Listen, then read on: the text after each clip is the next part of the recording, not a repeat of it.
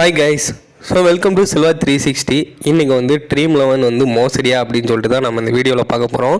So இங்கே வந்து என்னாச்சு அப்படின்னா, இப்போ மதுரையில் ஒருத்தர் வந்து கம்ப்ளைண்ட் கொடுத்துருக்காப்புல. ஸோ கல்யாணகுமார் அப்படிங்கிற ஒரு மனுஷன் வந்து ட்ரீம் 11 வந்து மோசடி, நான் இதில் 6 லட்சம் வரைக்கும் இழந்துட்டேன், இதில் வந்து வின் பண்ணுறவங்க எல்லாருமே வந்து அவங்களோட கம்பெனியில் ஒர்க் பண்ணுறவங்க. ஸோ அவங்களுக்கு தெரிஞ்சவங்க, இவங்களே வந்து ஒரு போலியாக ஒரு அக்கௌண்ட்டு போட்டு அவங்களுக்கு வந்து வின்னிங் ரேட்டிங் கொடுத்துட்றாங்க.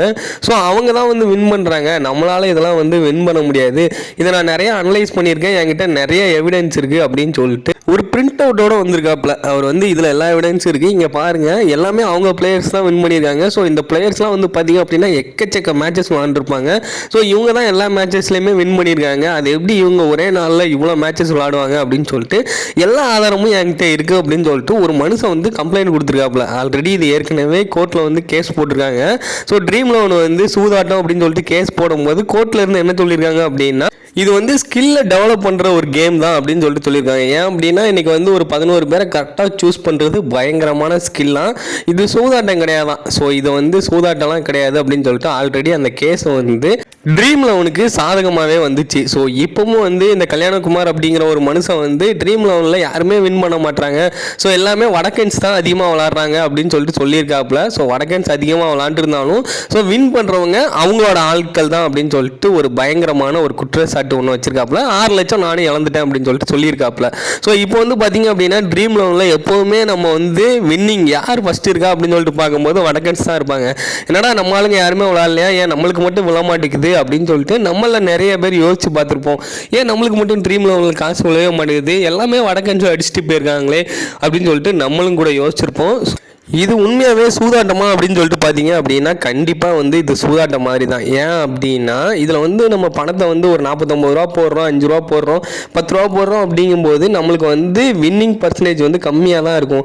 ஸோ அப்போ வந்து நம்ம தோத்துக்கிட்டே இருப்போம். திடீர்னு நம்ம என்ன பண்ணுவோம் அப்படின்னா 2 பேர் விளாட்றதுல போடலாம். ஸோ ஒரு 1000 கட்டிடலாம், அவன் தோத்தா நம்மளுக்கு வரும், நம்ம தோத்தா அவங்களுக்கு வரும்னு சொல்லிட்டு அப்படியே நிறைய பேர் போடுறாங்க. ஸோ அப்படியே அமௌண்ட் இருக்கிறவங்க 1 லட்சம் போட்டால் அழகாக வந்து நம்ம 1 லட்சம் எடுத்துடலாமே அப்படின்னு சொல்லிட்டு 1 லட்சம் கூட போட்டு விளாட ஆரம்பிக்கிறாங்க.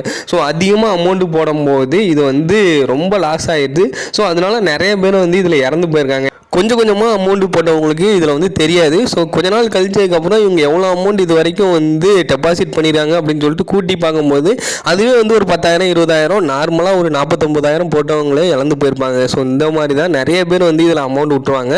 ஸோ நிறைய பேர் வந்து இதில் இறந்தும் போயிடுறாங்க. இதனால் இந்த மாதிரி கேம்லாம் வந்து நீங்கள் விளாடாமல் இருக்கிறதே ரொம்ப நல்லது அப்படிங்கிற மாதிரி தான் நான் சொல்லுவேன். ஏன் அப்படின்னா, ஒரு விளையாட்டை ரொம்ப நாளாக நம்ம வந்து விளாண்டுக்கிட்டே இருக்கும்போது ஸோ அதுக்கு வந்து அடிக்ட் ஆகிடுவோம். ஸோ அதில் வந்து வின்னிங் பர்சன்டேஜ் அதிகமாக இருக்குது அப்படின்னு சொல்லிட்டு நம்ம வந்து நிறைய வந்து காசை இன்வெஸ்ட் பண்ணிடுவோம். இது ஏறக்குறைய லாட்ரி சீட் மாதிரி தான். நம்ம வந்து வாங்குற லாட்ரி சீட்டில் விழுமா விழாதா அப்படிங்கிற மாதிரி தான் நம்ம வந்து டீம் செலக்ட் பண்ணியிருக்க டீமுக்கு காசு விழுமா விழாதா, காசு வருமா வராதா, இவங்களாம் அடிப்பாங்களா அடிக்க மாட்டாங்களா அப்படிங்கிற மாதிரி ஐபிஎல் மோகத்தையும் கூட்டிடுறாங்க, காசு மோகத்தையும் கூட்டி நம்மளை இந்த மாதிரி ஒரு சூதாட்டத்தில் விளாட வச்சிடறாங்க. ஸோ பார்த்துட்டு இருங்க, நீங்கள் கண்டிப்பாக இந்த மாதிரி கேமை முதல்ல அவாய்ட் பண்ணுங்கள். ஸோ இதனால் ஃபினான்சியலாக நிறைய விஷயத்தில் நிறைய பேர் மாட்டிக்கிறாங்க. இதை நம்ம சொல்லும் போது என்ன பண்ணுவாங்க அப்படின்னா, நிறைய பேர் எப்பா இதில் என்னப்பா இருக்குது அப்படின்னு சொல்லிட்டு நிறைய பேர் நினைப்பாங்க. ஸோ அதுலேருந்து வெளில வர முடியாமல் நிறைய காசை ஆசைப்பட்டு உள்ளே போட்டவங்களுக்கு தான் அதோட வழி தெரியும். ஸோ நிறைய பேர் வந்து நிறைய காசுக்கு ஆசைப்பட்டு நிறைய பணத்தை இழந்துடுறாங்க. நான் அப்படி இல்லைப்பா, நான் கொஞ்சமாக தான் போடுறேன் அப்படின்னா நீங்கள் உங்களுக்கான டைமை நிறைய இழந்துக்கிட்டு இருக்கீங்க அப்படின்னு சொல்லிட்டு அர்த்தம். ஸோ உங்கள் டைமை நீங்கள் வேஸ்ட் பண்ணுறீங்க, என்ன இருந்தாலும் லாஸ் தான். ஸோ பார்த்துக்கிட்டு இருக்க நீங்கள் 1 லட்சம் 2 லட்சம் அப்படின்னு சொல்லிட்டு நிறைய அமௌண்ட்டை இழக்கிறதும் லாஸ் தான். ஸோ உங்களோட டைமை இதுக்காக ரொம்ப இன்வெஸ்ட் பண்ணி வெறும் 49 ரூபாய்க்காக அதே 49 ரூபா வர்றதுக்காக ஒரு நாள் ஃபுல்லாக கஷ்டப்பட்டு அந்த கேமை பார்த்துக்கிட்டு இருந்துட்டு ஸோ பணத்தை இழந்துடாதீங்க. ஸோ இதெல்லாம் பார்க்கும்போது நிறைய பேர்கிட்ட நம்ம சொல்லும் போது ஏற்றுக்க மாட்டாங்க. ஸோ இதுதான் உண்மை. ஸோ உங்களுக்கு எப்படி தோணுது அப்படின்னு சொல்லிட்டு கமெண்ட் பண்ணுங்கள்.